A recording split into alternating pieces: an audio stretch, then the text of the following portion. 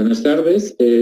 Hoy día 6 de junio del 2020 tengo el placer de presentar por encargo de nuestro Colegio Médico Noveno Regional ICA, presidido por el doctor Julio Torrechán, que nos ha dado la designación de tener ese alto honor de la presentación de un expositor con amplia experiencia en el campo de la interpretación de imágenes radiológicas, como es el doctor Paul Araujo Pérez, ¿no? Médico radiólogo con amplia experiencia en el Hospital de Emergencias José Casimiro Ulloa de la ciudad de Lima, especialista egresado de la Universidad Nacional Mayor de San Marcos, habiendo realizado su desarrollo profesional de preparación en el Instituto Nacional de Enfermedades Neoplásicas, ¿no? Y además de haber realizado cargos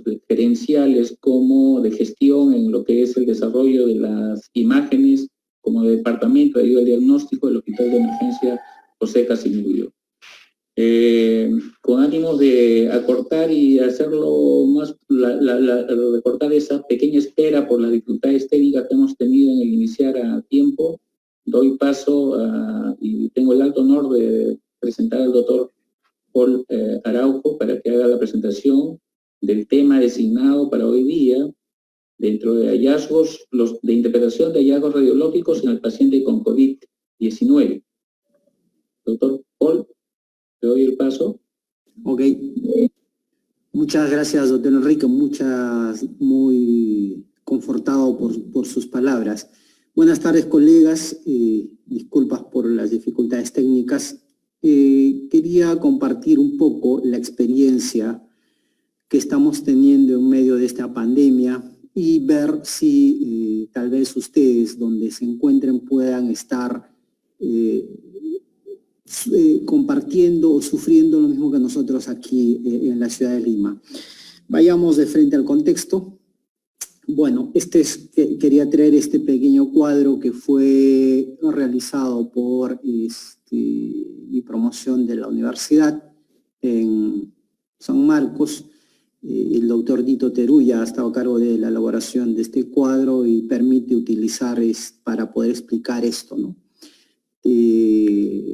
Tenemos ya nosotros a un compañero caído en medio de esta pandemia trabajando en la ciudad de Quito, el doctor César Jaravaca, por lo cual nosotros estamos de duelo y de luto.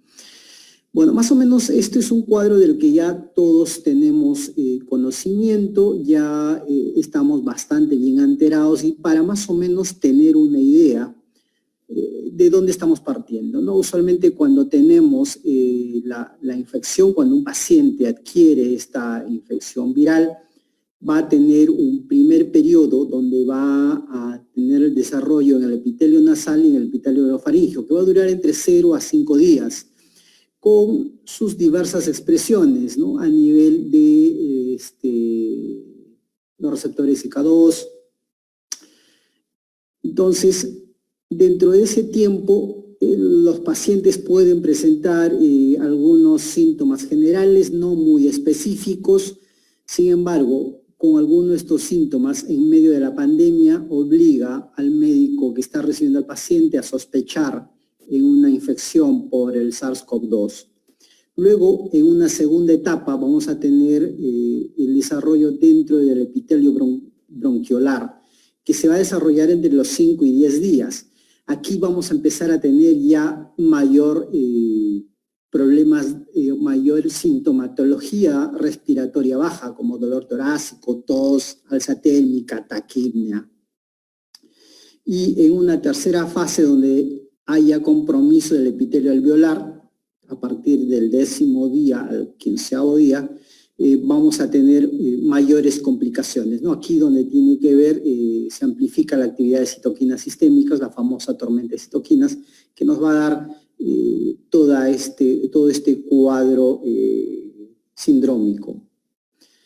Antes de entrar a hablar sobre radiología o tomografía, quería recordar un poco este cuadro de lo que son las densidades radiológicas. Los rayos X, al atravesar la materia, va a dar diversas manifestaciones. Estas manifestaciones tienen mucho que ver con la densidad del objeto que está siendo atravesado. Es así, cuando el objeto atravesado es aire, todos los rayos X pasan, no se absorben los rayos X. Entonces, el aire es radiolucente o radiotransparente. La grasa va a absorber pocos rayos X, va a dejar pasar la mayor cantidad de rayos X, por eso va a ser medianamente radiotransparente. El agua está en el medio, se supone que el agua va a absorber la mitad de la radiación y va a dejar pasar la otra mitad de la radiación. En el otro extremo tenemos el calcio, como por ejemplo en los huesos, que va a absorber la mayor cantidad de radiación y va a dejar pasar muy pocos rayos X. Y el metal, que absorbe toda la radiación, rayos X, y no deja pasar los rayos X. Entonces, por eso vamos a ver esta escala de grises. En el agua, o los tejidos blandos, va a estar en el medio. En los extremos va a estar el aire, que no absorbe nada, y en el otro extremo está el metal, que absorbe todo. Esta es una lámina de histología, una lámina histológica para ver cómo está conformado. Estos son los alvéolos que contienen aire, tenemos los capilares, tenemos los neumocitos, tenemos el intersticio pulmonar con tejido fibroso, con células de defensa, y los alvéolos con aire. Esto es un corte histológico normal, sin ninguna alteración. Entonces, como habíamos hablado, si los alvéolos tienen aire, van a dejar pasar todos los rayos X. ¿Y eso cómo se traduce? En que vamos a ver los pulmones un poco más oscuros, porque están dejando pasar todos los rayos X, ¿no? Entonces, cuando vemos radiografías de tórax, vamos a ver aumento de la densidad o disminución de la densidad. Para que haya aumento de la densidad, estos espacios aéreos tienen que estar ocupados. O de lo contrario, estos espacios intersticiales tienen que estar engrosados o aumentados, infiltrados. Entonces, de esa forma, cuando disminuye el contenido aéreo, vamos a ver que va a aumentar la densidad en los pulmones. Entonces, este es un pulmón normal, donde vamos a ver que la densidad y la transparencia de este pulmón son normales, como los huesos, el mediastino, la silueta cardíaca, el botón aórtico, el tronco de la arteria pulmonar, la silueta cardíaca izquierda, la silueta cardíaca derecha, los diafragmas, los ángulos costodiafragmáticos, cardiofrénicos, y esto nos va dando una idea de lo que es normal. Esto es una radiografía de tórax normal. Seguimos viendo, esta es otra radiografía también normal, donde hay muy buena penetración, tenemos una buena densidad, una buena transparencia, todo se va viendo bien. Quería hacer esta introducción para más o menos acostumbrar el ojo a ver radiografías normales, que lo vamos viendo. El paciente puede venir con muchos problemas. El hecho de tener una radiografía normal no significa que el paciente no tenga SARS-CoV-2, es simplemente que no tiene una traducción radiológica. Y una vez más, colegas, recordarles que nosotros tratamos pacientes, no tratamos radiografías, no tratamos tomografías, no tratamos resultados de laboratorio, tratamos pacientes. Por lo tanto, la clínica es la que siempre va a mandar. Entonces, estos son una paciente mujer con un tórax normal, ¿no? Con un ilio normal, donde los vasos sanguíneos van disminuyendo de calibre conforme se van alejando del ilio. Entonces, son las arterias pulmonares, todo está dentro de lo normal. Aquí tenemos otra radiografía también con el ilio pulmonar, las arterias pulmonares que van disminuyendo de calibre conforme se van alejando del ilio. Entonces, vemos que tiene densidad y transparencia normal. También vamos a aprovechar en ver las tomografías que tiene el mismo principio que los rayos X, porque están hechos también por rayos X. El tomógrafo es un equipo rayos X donde el tubo de rayos X está girando alrededor del cuerpo y una computadora reconstruye estas imágenes. Entonces tiene los mismos principios. El aire va a dejar pasar los rayos X y el intersticio va a retener los rayos X. Entonces, en pulmones tenemos dos ventanas para poder ver. Tenemos la ventana pulmonar y la ventana mediastinal. Esta es una ventana pulmonar donde vemos el parénquima pulmonar con los vasos pulmonares y vamos viendo que en los extremos el intersticio pulmonar no toca la pleura parietal. Esto es una tomografía de tórax normal. Vamos viendo la cisura mayor derecha, cisura mayor izquierda, la cisura menor derecha. Entonces, estamos viendo lóbulo medio, lóbulo inferior, segmento lingular, lóbulo inferior izquierdo, los bronquios, aquí tenemos el esófago, estos son los bronquios, pero vamos viendo que tiene densidad y transparencia normal. Entonces, esto lo coloco para más o menos tener un recuerdo de cómo es cuando es normal. Esto sucede cuando tenemos un problema a nivel alveolar. Miren que el intersticio está engrosado, hay disminución del espacio aéreo del alveolo, hay contenido dentro del alveolo, entonces esto se va a traducir, como hay mayor densidad de esta estructura respiratoria, se va a traducir en imágenes densas, ¿no? Radiopacas en el caso de radiografías y densas en el caso de tomografías. ¿Qué cosas podemos encontrar en el contexto del SARS-CoV-2? Podemos encontrar un aumento de la densidad pulmonar definitivamente. Podemos tener un patrón en vidrio esmerilado, un vidrio nodular, parcheado, confluente. ¿Dónde va a estar localizado? Generalmente está localizado en forma periférica, subpleural predominantemente, no es la única localización. Algunas veces hemos encontrado un patrón más central, más periliar. Los bordes son mal definidos, se distribuyen, generalmente es multisegmentario, bilateral, asimétrico, generalmente predominan en los segmentos basales posteriores de ambos pulmones. También puede haber signos de neumonía, ¿no? Como broncograma aéreo o halo invertido, sobre todo en los casos en los cuales ya los pacientes se ha sobreagregado una neumonía intrahospitalaria o una neumonía hospitalaria, intrahospitalaria. Dentro de los hallazgos radiológicos se llama al hallazgo en estadio temprano, precoz, podemos encontrar una tomografía normal o poco de vidrio esmerilado mal definido. Cuando está progresando en un estadio medio, podemos encontrar ya vidrio esmerilado, empedrado o consolidación. En la fase de pico, donde hay la mayor expresión de la enfermedad, podemos encontrar consolidación, vidrio esmerilado, empedrado, bandas parenquimales. Cuando se está reabsorbiendo, se va a reabsorber estas consolidaciones y el vidrio esmerilado. Ojo que va a haber discordancia clínico-radiológica. Usualmente el paciente va a mejorar bastante, pero todavía vamos a seguir viendo lesiones pulmonares. Hay una forma, hay una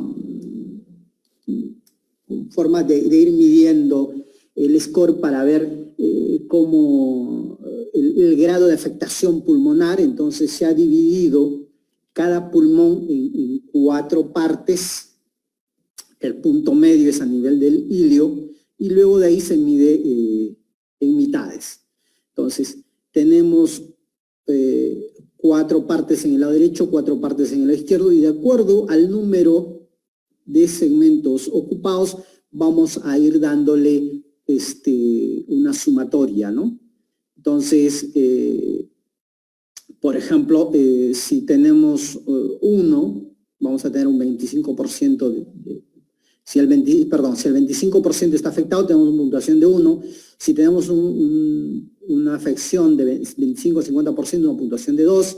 Y 70-75% una puntuación de 3 y mayor a 75% una puntuación de 4. Esto tiene que ver con el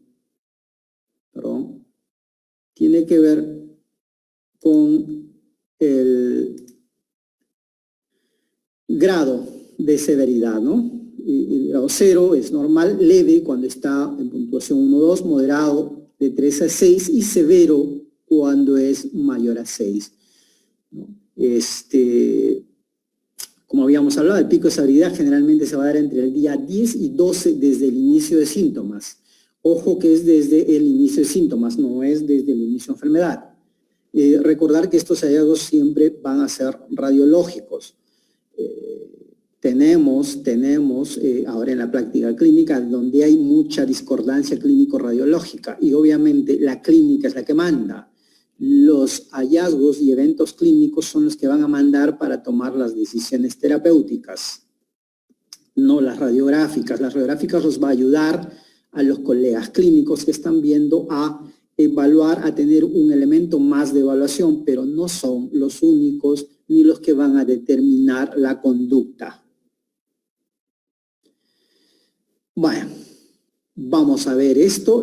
Estos son pacientes donde ya el alveolo está comprometido, ya tenemos un compromiso importante. Entonces, si hiciéramos, por ejemplo, aquí vamos a ver aumento de la densidad pulmonar en ambos lados, está irregular, mal definido.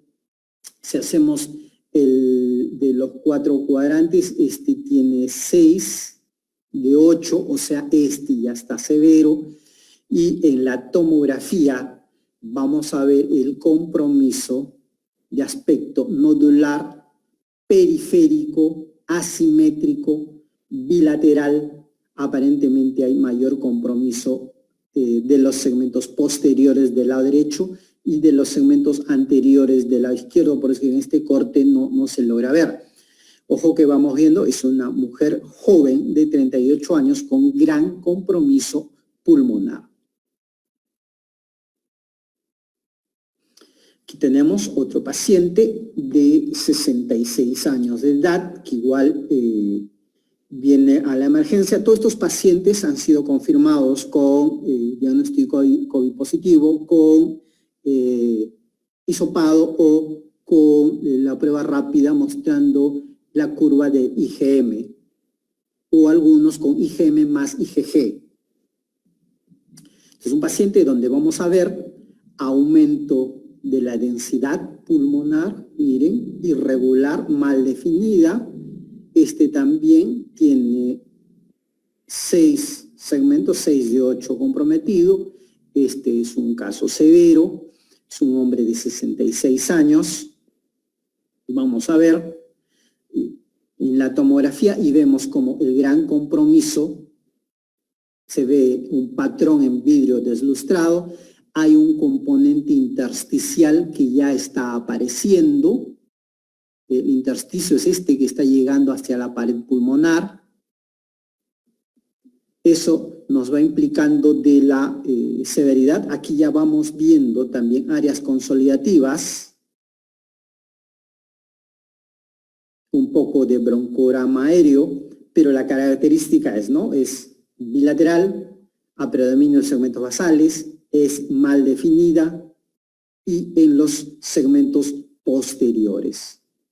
Es la característica de esta enfermedad.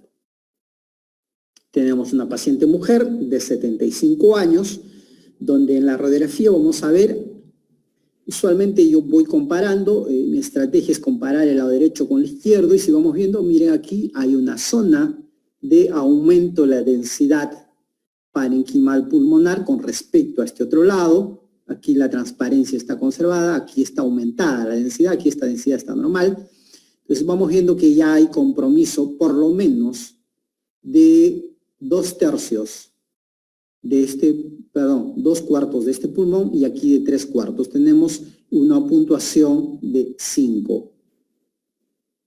En la tomografía, como veíamos, en el lado izquierdo, esto es lo que estábamos viendo en la radiografía de tórax, un compromiso en vidrio esmerilado, irregular, mal definido, asimétrico, y ya estamos empezando a ver broncograma aéreo. También hay envases, asimétrico, es irregular, mal definido. Obviamente, aquí se ve un poco borroso porque estos pacientes, al venir con una disnea importante, no pueden mantener el apnea, entonces no pueden aguantar la respiración. Y se ve, este es un artefacto de respiración porque el paciente no puede mantener el apnea. A pesar de que nuestro equipo es de 64 filas de detectores, hace una radiografía de tórax más o menos en 5.5 segundos, el paciente no puede aguantar ese tiempo. Tenemos otro paciente. Todos los pacientes que le voy a presentar son pacientes del Casimiro Ulloa, pacientes que llegan muy mal. Esta paciente, por ejemplo, llegó a trauma shock, con muy mal estado, con gran dificultad respiratoria, y aquí ya se ve broncograma aéreo. Es un poco difícil ver broncograma aéreo en la radiografía de tórax, pero cuando vemos es porque ya aquí hay una importante consolidación pulmonar. Vemos que se borran las siluetas cardíacas. Eso significa que esta consolidación pulmonar está al mismo nivel que la silueta cardíaca y tiene la misma densidad. Esa es la traducción de ver el borramiento de las siluetas cardíacas. Y en la tomografía vemos cómo está esta paciente. Tenía razón de estar grave y llegar a trauma shock porque miren el compromiso de ambos pulmones. En vidrio esmerilado aquí aparece un empedrado donde ya vemos engrosamiento intersticial, o sea, habla de un, en lenguaje americano le llaman el crazy pabbing, el patrón en empedrado, donde hay compromiso de los dos pulmones. No queda casi nada de pulmón funcionante. Obviamente estos pacientes van muy mal, usualmente no salen del problema. Otro detalle que vamos a tener, esta es una mujer de 69 años que ya viene con un problema de neumonía sobreagregada. Existe el problema del SARS-CoV-2, del síndrome de distrés respiratorio, pero está asociado una gran consolidación con broncograma aéreo debido a una neumonía sobreagregada. Esta es una neumonía incluso con patrón atelectásico porque está elevando ya la cisura menor.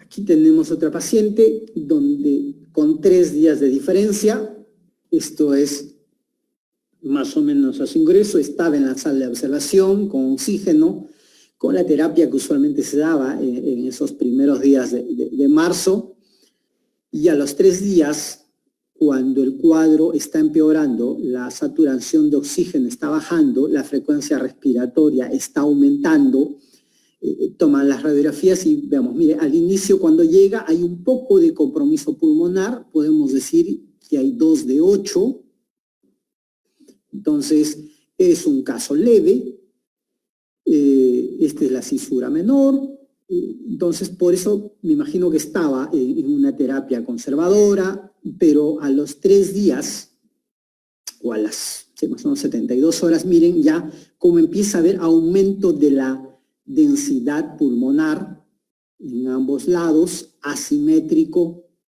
y aquí ya vamos a ver, por ejemplo, aquí tenemos 2 de este lado, 4 de este lado, ya tenemos 6, una puntuación de 6 donde ya estamos viendo que es severo. Entonces vemos, esta es la tomografía de ingreso, donde hay pocas lesiones pulmonares, asimétricas, pero todavía pocas lesiones, igual con el patrón respiratorio, porque no puede hacer el lambda al paciente, y a los 3 días se ve el porqué de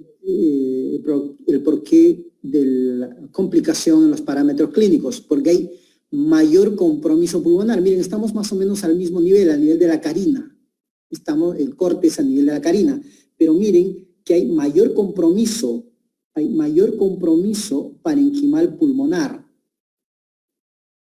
Este es otro corte más inferior, donde estamos viendo ya los troncobronquios de los lóbulos inferiores, igual al mismo nivel, pero miren cómo donde había poco compromiso, este compromiso se ha extendido.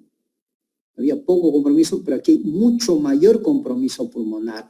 Igual en los cortes coronales, en las reconstrucciones coronales, más o menos al mismo nivel, miren cómo hay más compromiso periférico del pulmón. Esto nos servía como para ver cómo en corto tiempo, a pesar del tratamiento instaurado, había algunos pacientes que no evolucionaban bien y que requerían otro tipo de tratamiento. Este es otro paciente de 61 años, donde vemos que hay compromiso parenquimal pulmonar, hay aumento de densidad pulmonar, aquí en el 50%, aquí vamos a decir un 25%, o sea, es un 3/8, un patrón moderado, y vamos viendo aquí justo cómo se comporta en la tomografía. No hay grandes consolidaciones, hay algunas zonas donde empieza a haber ya el empedrado o el calcipavín, y podemos ver broncograma aéreo, está el compromiso intersticial, como habíamos mencionado, periférico, asimétrico, a predominio de los segmentos posteriores basales, de los lóbulos inferiores, o sea, más o menos es el patrón donde vamos a ir viendo este tipo de lesiones.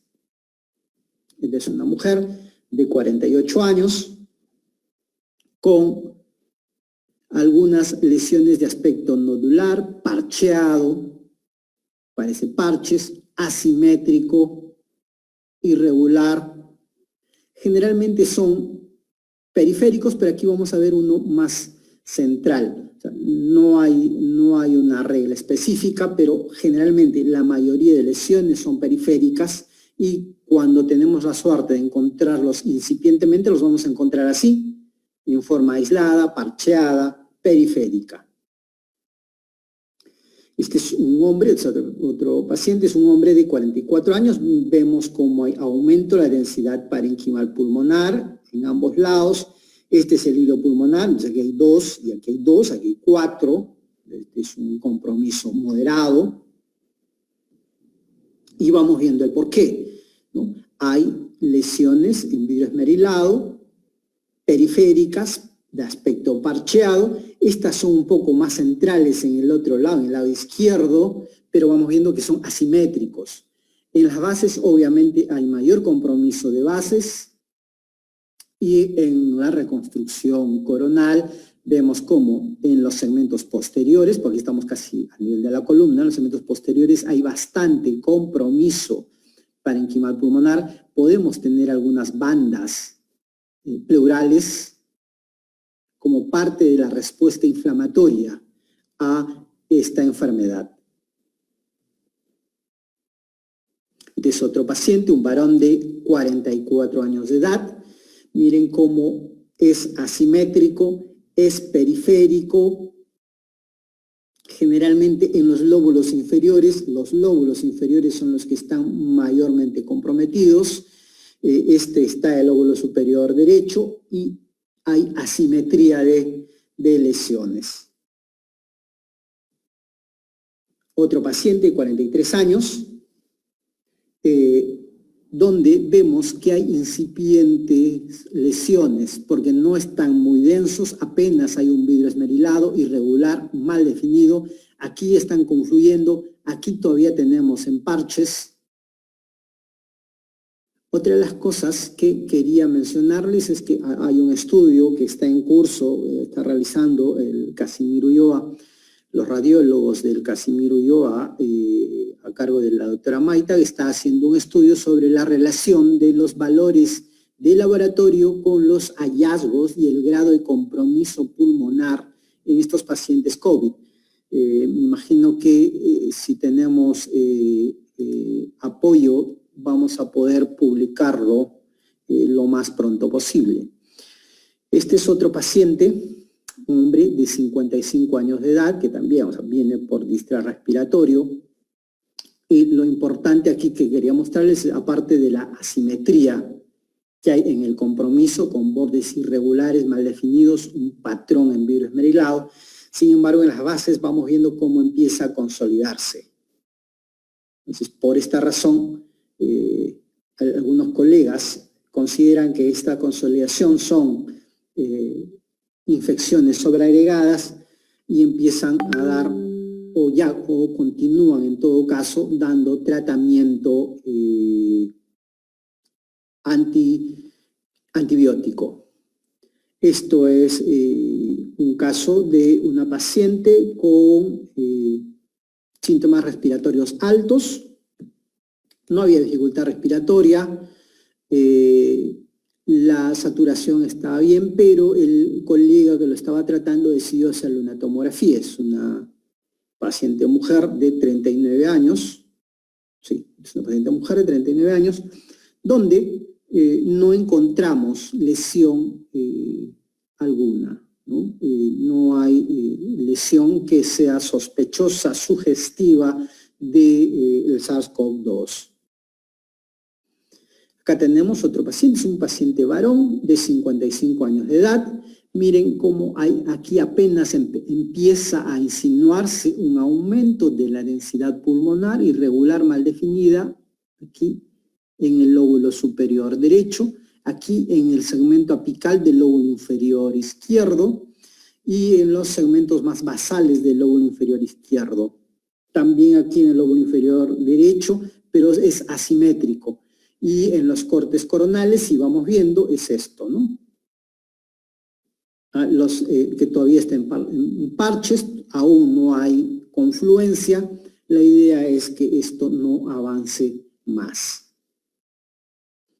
Este es un paciente varón de 27 años, igual ya con sintomatología respiratoria, y vamos viendo que aquí hay periféricamente un aumento, un tenue aumento de densidad parenquimal pulmonar, asimétrico, aquí hay un más central, periférico, y este en un corte sagital para poder ver cómo ya hay lesiones del SARS-CoV-2, a pesar de ser un hombre joven con muy poca sintomatología respiratoria baja. Este es otro paciente, un varón de 80 años, igual que llega en muy mal estado, es una radiografía portátil, por eso se ve así de muy mala calidad, pero vamos viendo, aparte del ensanchamiento mediastinal, vamos viendo un aumento de la densidad en la base derecha y aquí en la mitad del pulmón izquierdo. Podríamos tener aquí 2, 3, aparentemente un moderado. Veamos la tomografía y vemos aquí cómo está en la tomografía, ¿no? Hay un gran compromiso. Si bien es cierto, aquí hay un poco de no buena resolución, pero miren, esto es la silueta diafragmática, esto también. Lo que pasa es que el paciente, al no poder tolerar el apnea, más todavía con un paciente anciano que no obedece órdenes, tenemos que hacer el examen como está porque no va a colaborar más. Pero sin embargo, a pesar de esos movimientos, vemos que hay un gran compromiso pulmonar. Aquí lo que quería mostrar también, que miren, la silueta cardíaca está por acá, esta silueta cardíaca está aquí, hay una elevación del diafragma, hay un componente atelectásico que está comprometiendo este pulmón izquierdo. Acá tenemos un hombre de 62 años, vamos a ver otra vez, miren, aquí hay un aumento en la densidad parenquimal pulmonar, aquí tenemos otro, Hay varias áreas de aumento de la densidad parenquimal pulmonar. Esto es en el lado derecho. En el lado izquierdo también, miren, hay aumento de la densidad parenquimal pulmonar. Debería tener más esta densidad, pero aquí está ya siendo ocupado. Por aquí también, toda esta zona está ocupada. Aquí vemos cómo hay aumento de la densidad parenquimal pulmonar. Todavía no se ve broncorama aéreo, no hay signos de consolidación en la radiografía. Veamos en la tomografía. Y esta es la tomografía. Este es el aumento de la densidad pulmonar. Aún no hay signos de consolidación, a pesar de que es más o menos extenso. Por eso es que veíamos en los dos pulmones, pero aún no hay una densidad importante, por eso es que no se ve todavía broncograma aéreo. Este es otro paciente, un varón de 58 años, donde tiene una presentación en parches. Parcheado, este tiene más central, periférico, es asimétrico. Miren, este es el lóbulo medio, un pequeño segmento, una pequeña área comprometida. El segmento lingular tiene más compromiso. Y en el corte coronal vamos viendo cómo están los parches.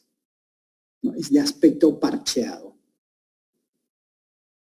Este es un hombre de 89 años que igual llega en muy mal estado a trauma shock.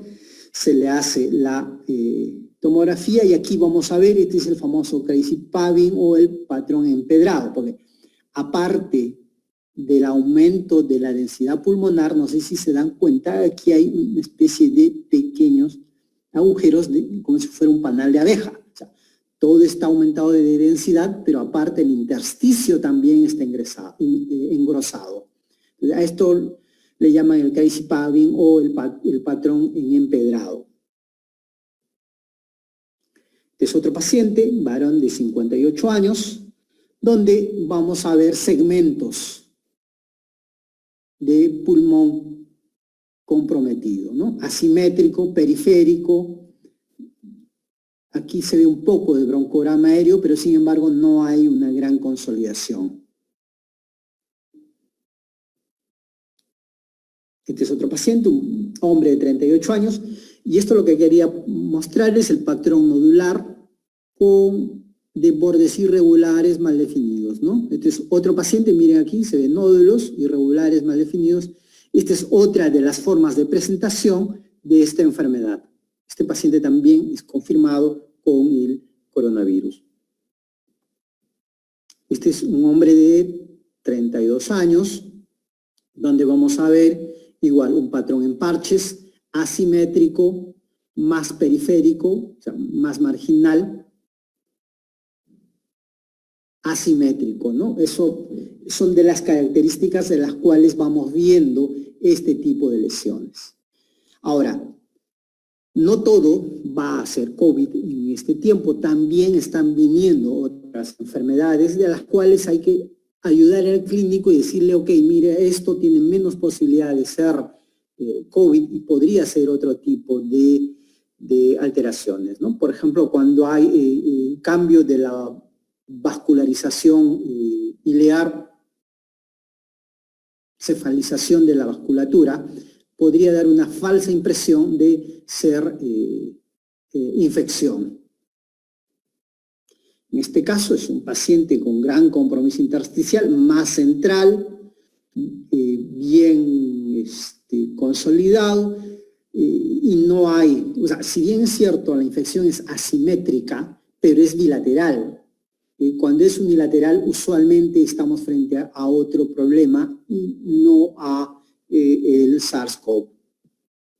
Aquí, con esta radiografía, solo esta radiografía, podemos pensar que hay un gran compromiso pulmonar con SARS-CoV, pero a pesar de que estamos viendo aquí un tracto fibroso que está jalando al diafragma, y cuando le hacemos la tomografía vemos que sí, hay consolidación, hay broncograma aéreo, pero nos damos cuenta que esto es algo más crónico. ¿Por qué? Porque ya tenemos calcificaciones dentro de esta consolidación.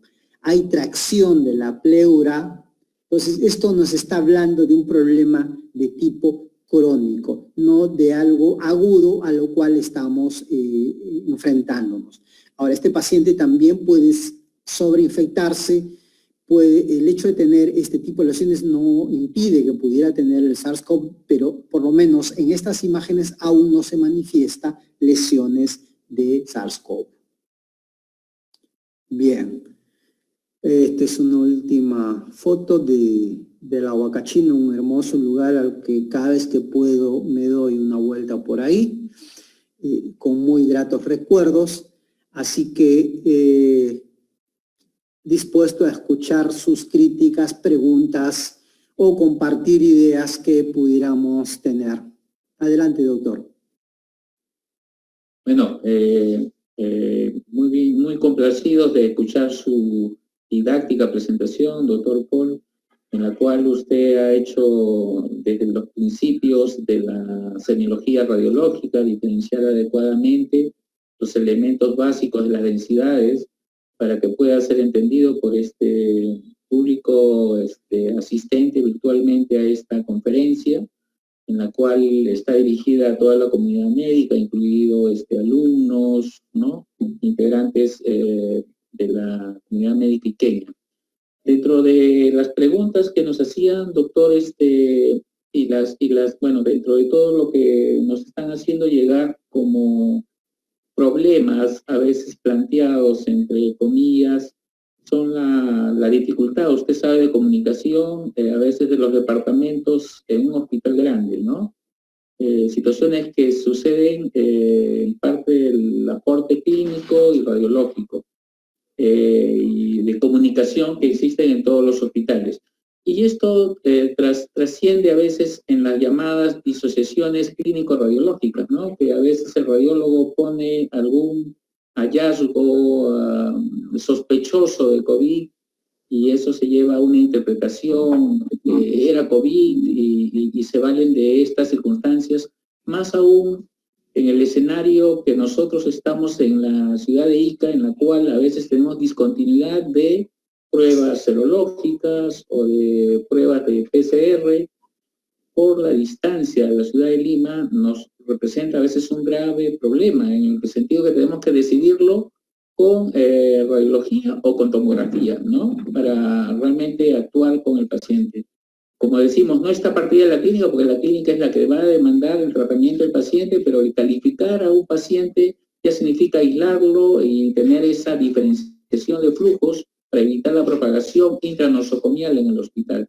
Entonces, ese primer paso es importante. Entonces, para nosotros, en nuestra experiencia en ICA, vemos que de inicio, con tanta abundancia de literatura recibida de fuera, hasta que no pasamos la experiencia, nosotros dijimos tomografía no va, porque teníamos una sola sala de tomografía para todo el hospital y para toda la red en el Seguro Social.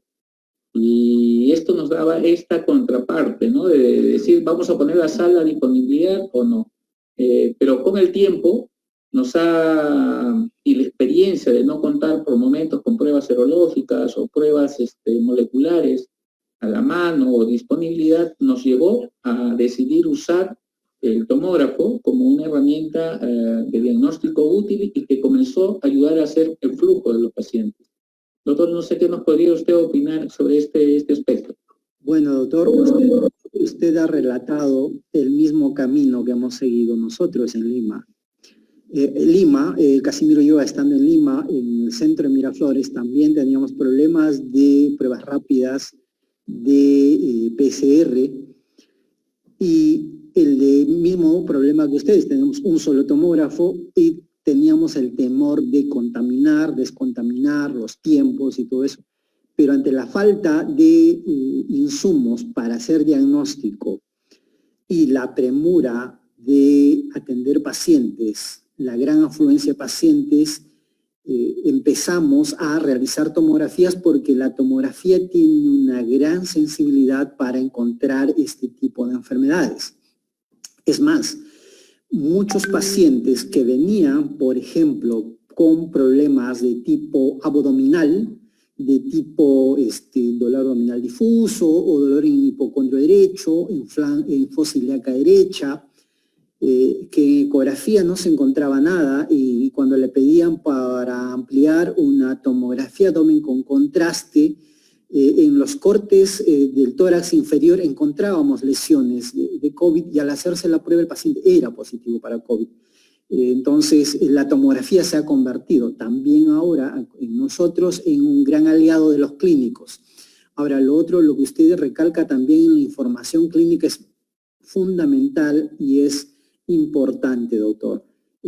Nosotros podemos ayudar a los clínicos y ojalá que los alumnos que nos estén viendo, los clínicos que nos están viendo, entenderán que los radiólogos necesitamos como insumo datos clínicos. Eso nos va a ayudar a darles un mejor informe, a estructurar mejor los informes y a tener una menor discordancia clínico-radiológica. No sé si he respondido su pregunta, doctor.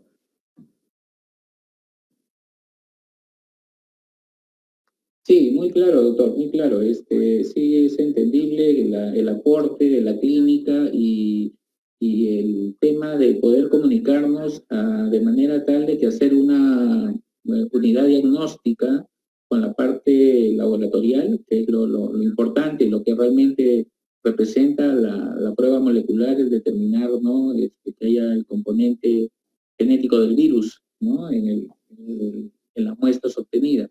Pero como vemos que también tiene sus problemas de sensibilidad que van por el aprendizaje, por esta curva de aprendizaje en la que todos estamos pasando, ¿no?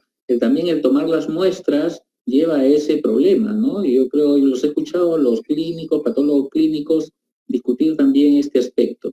Entonces, la tomografía a veces se ha puesto por encima, teniendo pacientes con pruebas moleculares negativas y con pruebas rápidas negativas, y con clínica y con la tomografía se ha actuado y se ha logrado actuar a tiempo con el paciente, porque necesitamos una calificación del paciente para proceder al aislamiento y derivación del caso, ¿no?, en su momento.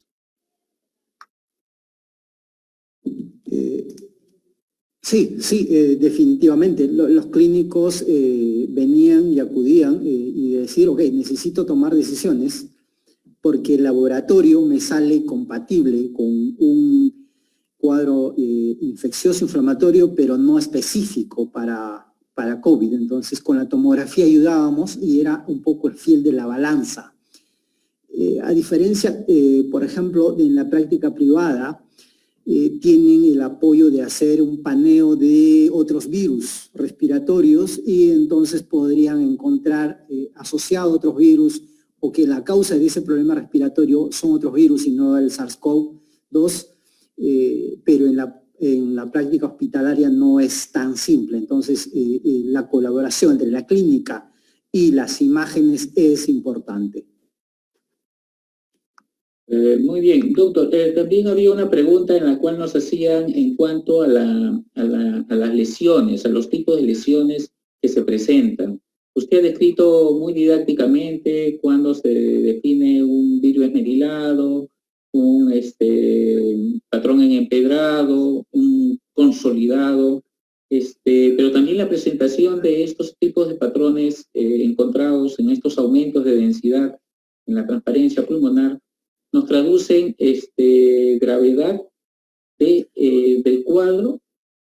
A ver, sí, lo que estábamos viendo es que en ese cuadro que les mostré donde se graduaba, se hacía 8 segmentos de cada pulmón y se graduaba del 1-2 como medio, del 3 al 6 como moderado y más del 6 severo, también tiene su significancia con la severidad. Pero nos hemos dado con algunas sorpresas también. Algunas veces cuando radiológicamente o tomográficamente hemos puesto como un moderado, el paciente estaba con una severa desaturación y nos imaginamos que eso no se debía mucho tal vez al alveolo, que es lo que estamos viendo, sino tal vez a la arteria pulmonar que no está haciendo llegar, por lo cual no hay un adecuado intercambio gaseoso. Ojo que en el intercambio gaseoso interviene no solo la entrada y salida de aire, el alveolo, sino también el sistema arterial y venoso pulmonar, que tiene que estar patente para poder realizar este intercambio gaseoso. Entonces, nos hemos dado cuenta también esta discrepancia, es una de las grandes discrepancias clínico-radiológicas, donde el pulmón no suele estar muy comprometido y el paciente está en mal estado, y al revés, ¿no? Un paciente el paciente bien, más o menos bien, y el pulmón estar bastante comprometido en la tomografía. Por eso era mi invocación a que nosotros tratamos pacientes, no tratamos radiografías, no tratamos placas radiográficas. Una importante reflexión, doctor, que las imágenes ahora, por el tema de la dificultad de las pruebas, hasta se han llegado momentos a que un paciente preoperatorio para que entre a sala tiene que tener requisito una tomografía de tórax. Si no, no entra a sala, para evitar este temor que existe de infectarse o infectar en la sala. Y casos así que a veces concurren y que, bueno, si el paciente con clínica, es lo lógico que no debe traducir una lesión pulmonar, es lo lógico, ¿no? Pero por ahí aparece un virus esmerilado por otra circunstancia y el paciente es negada en absoluto su operación, ¿no? Entonces son situaciones que se viven por la experiencia y me gustaría que usted haga un comentario porque en esto hay mucho público esperando esa opinión suya. A ver, en el trabajo en el hospital de emergencias, lógicamente tenemos pacientes con emergencias médicas, digamos una apendicitis complicada que tiene que ser operada. Entonces, lógicamente, como parte del protocolo preoperatorio se pide una radiografía de tórax. Ahora, algunas veces las lesiones son muy tenues donde no se traduce en la radiografía de tórax, pero sí hay en la tomografía lesiones pulmonares. Por eso es que también en el hospital se ha optado por esa opción de realizar tomografía de tórax a los pacientes antes de entrar a sala, precisamente para evitar el contagio. No sé cómo, no he leído yo las guías quirúrgicas al momento. Sé que hay reportes de contaminación en sala de operaciones del personal de sala, anestesiólogos, cirujanos, enfermeras, pero yo considero, por ejemplo, nosotros en el área de imágenes consideramos ahora a todos los pacientes ya sospechosos de COVID, no importa por lo que vengan, porque como les comentaba, hemos tenido pacientes con un cuadro de disuria, polaquiuria, con molestias urinarias, y al segundo o tercer día el médico que cambia rota le pide un examen de tórax o una tomografía de abdomen. Vemos en las bases pulmonares compromiso de COVID. Aún no sabría decirle si esas molestias eran a causa del COVID o no, pero estaban asociadas en todo caso a un cuadro infeccioso por COVID. Entonces, imagínense hacer una ecografía a un paciente de este tipo. Por eso es que nosotros a partir de ahora, ya desde hace buen tiempo, a todos los pacientes los consideramos COVID y tomamos todas las precauciones como si el paciente fuera un portador COVID. Muchas gracias, doctor. Acá tenemos varias preguntas, doctor, pero bueno, a ver, primeras de cortar el tiempo, que nos piden, a ver, ¿qué score es lo que usted recomienda para cuantificar el grado de severidad? Y porque hay muchos descritos en la web, pero ¿usted recomienda para algunos compañeros que están sugiriendo esto en el chat? Sí, a ver, doctor, esto viene de una larga conversación con los clínicos que están manejando estos pacientes. Muchas veces nosotros como radiólogos podemos colocar, como le decía, un score severo. Utilizo generalmente ese score dividir en 4 cada pulmón para ver si es leve, moderado o severo. Podríamos colocar un paciente como leve y sin embargo ese paciente está con una saturación baja, está con una taquemia importante, está con su laboratorio muy alterado. Clínicamente ese paciente va a tener otro tipo de destino, va a tener otro tipo de terapéutica. Por esa razón es que somos muy cautos en mostrar el tipo de score, porque aún no hay estudios concluyentes que nos puedan mostrar y que digan este score es el que se asemeja más al cuadro clínico del paciente. Nosotros estamos haciendo, como le digo, el Hospital Casimiro Uribe está haciendo un estudio tenemos algo de 220 pacientes que estamos haciendo el estudio para tratar de encontrar o ver cuál era el mejor score que se acercaba al cuadro clínico del paciente. No sé si es satisfactoria la pregunta, pero debido a la multiplicidad de formas de evaluación, yo prefiero utilizar, como le decía, esto de dividir en 4 cada pulmón. Muy bien, doctor, muy claro. Doctor, también hay otra pregunta que también resulta de la experiencia en el trabajo tomográfico.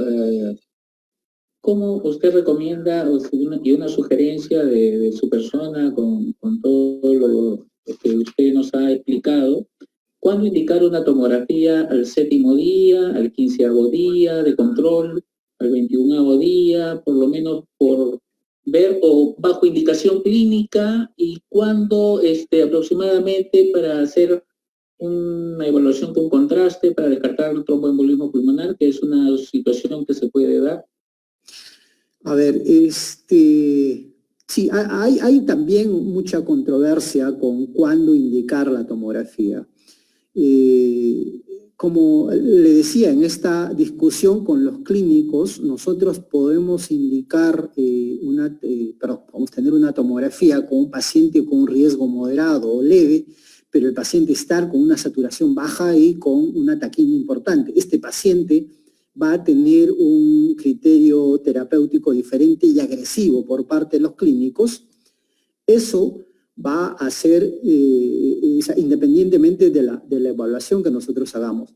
Entonces, una indicación general de cuándo pedir un examen, sea rayos X o tomografía, por ejemplo, en los lugares donde no hay tomografía se puede hacer un rayos X, por eso me interesaba mucho, también me interesé mucho en presentar radiografías normales para más o menos comparar cómo son los normales y ir viendo y los pacientes que tenían, escogido los pacientes que tenían radiografía y tomografía, porque usualmente en el hospital a los pacientes que tienen tomografía ya no se les hace radiografía porque estamos irradiándolo 2 veces, y estamos consumiendo insumos y estamos exponiendo al personal técnico de enfermería que transporta al paciente y al personal tecnólogo que está tomando los exámenes, los estamos exponiendo innecesariamente a esta enfermedad.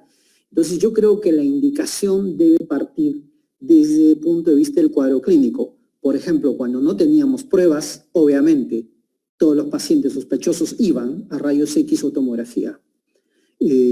Los pacientes que están complicados, por ejemplo, ya los intubaban, subían a piso, inclusive antes de conocer los resultados de la tomografía. O sea, la clínica los obligaba a tomar decisiones y luego reevaluaban la tomografía o la radiografía y continuaban con su tratamiento o agregaban a un otro tratamiento que ellos creían conveniente, ¿no? Entonces, de inicio, donde sí se debe pedir siempre un examen radiológico, un rayos X o tomografía, es cuando las cosas no van bien. O sea, si el paciente no está mejorando, está empeorando, como les mostraba yo a esa pacientita que estaba con un cuadro leve y en 3 días empezó a empeorar, ahí vale la pena, hay que tomar una nueva tomografía, si es que hay tomografía, o un nuevo rayos X, porque ahí necesitan reevaluar el tratamiento,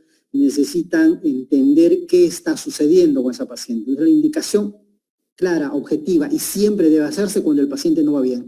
Ahí, de todas maneras, tiene que ir a un examen radiológico. Luego, los exámenes de entrada también podrían ser factibles. Sin embargo, hay que tener en cuenta el factor de exposición a la radiación del paciente. La radiación no se mira, no se siente, no se huele, no duele, pero sin embargo puede estar haciendo daño. La radiación puede hacer daño aún sin sentirlo, no inmediatamente, pero en sus generaciones futuras o en un tiempo, este paciente se salva del SARS-CoV y puede tener una enfermedad derivada por su exposición a la radiación. Entonces, hay algunos hospitales donde, por ejemplo, hacen un control de salida del paciente para controles posteriores, pero en el caso nuestro no estamos haciendo esos controles porque los estaríamos exponiendo al paciente, estaríamos consumiendo recursos que no tenemos, estaríamos consumiendo tiempos de atención. En vez de atender a un paciente que está urgido de su diagnóstico, estamos haciendo un control a un paciente que ya está de salida, ¿no? Entonces, no hacemos estudios de control. Si el paciente va mal, ahí sí hacemos todos los exámenes, repetimos los exámenes que sean necesarios. Radiografías, por ejemplo, en la mañana, si de la mañana a la tarde se puso mal, hacemos un nuevo control en la tarde radiográfico porque el cuadro clínico lo amerita. O sea, es riesgo-beneficio. Entonces, si la conducta terapéutica va a variar, va a depender del examen radiológico, hay que hacerlo. Esa sí es la indicación. Muy bien, doctor. Dejando siempre claro lo puntual, ¿no? De que de primera línea siempre es una radiografía de tórax, en el examen de primera línea en imágenes. En otros momentos, por decir en el tiempo, hablando en el tiempo de la necesidad de tener una prueba en el inmediato, la tomografía se refiere que en el tercer a quinto día ya puede mostrar síntomas o cambios tomográficos, y la radiografía, sí, los cambios pueden empezar a partir del quinto día, séptimo día, doctor. ¿Podría darnos un alcance ahí? ¿Cuándo ya se espera tener, cuando se quiere hacer un screening con imagen? Sí, les había mostrado al inicio un cuadro realizado por el doctor Tito Teruya, donde más o menos del primero al quinto día se supone que la infección es respiratoria alta, orofaringe, nasofaringe. A partir del quinto día ya hay migración hacia el bronquiolo, del quinto al séptimo día, y a partir del octavo, noveno día ya hay lesión pulmonar. Pero a partir del sexto, séptimo día, obviamente esto son tiempos medios, no es la panacea, estamos aprendiendo de esta enfermedad, aún no hay nada concreto, pero los tiempos promedios hablan de eso. Entonces, a partir del sexto, séptimo día podríamos empezar a ver lesiones ya significativas, ¿no? Por lo menos que se dejan ver. De repente, una tomografía temprana al tercer, cuarto día nos puede salir negativo, no ver, pero este paciente ir evolucionando mal y en el sexto, séptimo día empezar a ponerse mal, ¿no? Entonces, consideramos que a partir del séptimo día del inicio de síntomas, ese dato es importante sacar al paciente, porque el paciente puede haber empezado a faltarle el aire recién ayer, pero él empezó la sintomatología hace 4 o 5 días, entonces ya estamos en otra etapa de la infección, o sea, no estamos en el segundo día, estamos en el séptimo o en el octavo. El dato clave es el inicio de síntomas, realmente cuándo empezó, o sea, cuándo dejó de estar sano, o sea, cuándo empezó con la cefalea o la anosmia o la fiebre, porque la falta de fiebre, la falta de respiración de repente recién se le dio el día anterior o el mismo día que acude al establecimiento, ¿no?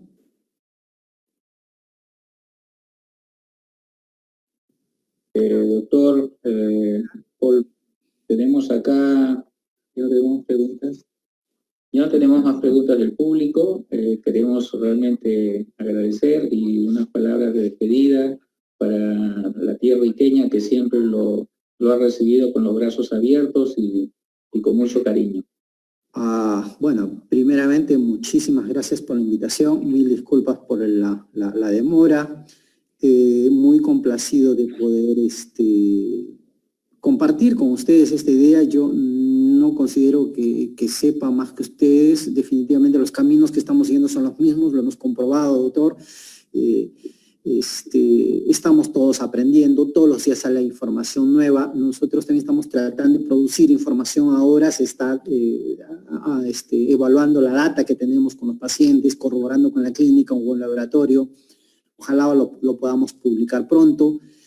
Y recordar y añorar la tierra iqueña, donde hay rica comida, ricos vinos, un rico sol, allá todo es rico, así que añorando volver nuevamente. Por eso había puesto yo al final esa foto de la Huacachina, donde a mis hijos les encanta volver cada vez que podemos, porque está cerca Lima. Pero ya habrán mejores tiempos y esperamos seguir en la brecha, batallando contra esta enfermedad junto con ustedes, compartiendo estas mismas experiencias y esperando haber sido útil a la discusión de este tema. Muchas gracias, doctor. Muy, muy agradecido, realmente muy enriquecedor toda la experiencia que usted nos cuenta. Coincidimos muchos puntos y de muchos estamos aprendiendo de todo lo expuesto por usted. Le agradecemos su tiempo y su disposición para siempre colaborar con nuestro colegio médico.